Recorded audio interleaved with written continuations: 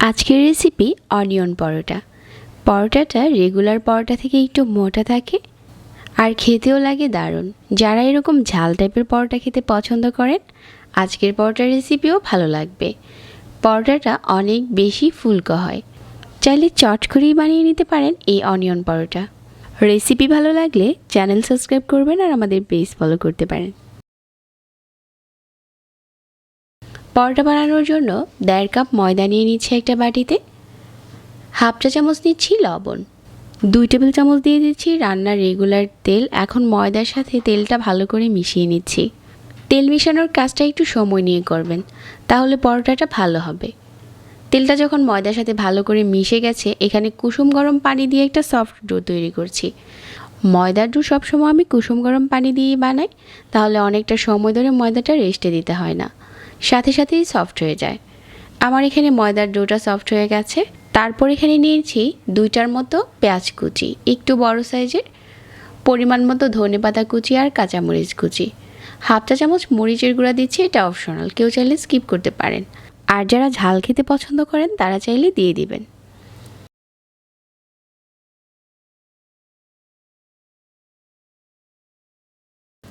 পেঁয়াজটা মেশানো হয়ে গেছে, আর যে ডোগুলো আমি আগে থেকে রেডি করে রেখেছিলাম, ওইখান থেকে একটা ডো নিয়ে প্রথমে কিছুটা ছোটো সাইজ করে বেলে নিচ্ছি, আর মাঝখানে পেঁয়াজের পুরটা দিয়ে দিচ্ছি। পেঁয়াজের পুরটা দিয়ে একটা সাইড থেকে ঘুরিয়ে ঘুরিয়ে মুখটা বন্ধ করে দিতে হবে। একটা সাইড থেকে ঘুরিয়ে ঘুরিয়ে ডোটাকে গোল করে নিচ্ছি। পেঁয়াজটা দেওয়ার পর এই ডোটাকে খুব ভালো করেই নিচের সাইডটা কভার করতে হবে। তারপর হালকা হাতে বেলে নিচ্ছি। বেলে নেওয়া হয়ে গেছে, এখন পরোটা ভাজার পালা। প্রথমে আমি মিডিয়াম আঁচে এপাশ ওপাশ করে ভেজে নিচ্ছি, তেল দিচ্ছি না। তেলটা পরে দিলে পরোটাগুলো ফুলকো হবে। এখন ব্রাশ দিয়ে এপাশ ওপাশ করে তেল ব্রাশ করে নিচ্ছি, আর এখন ফুলতে শুরু করেছে।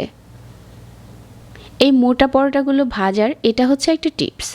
আপনি প্রথমে তেল দিবেন না, প্রথমে হালকা সেকে তারপরে তেল দিবেন। এপাশ ওপাশ করে পরোটাগুলো লাল করে ভাজতে হবে।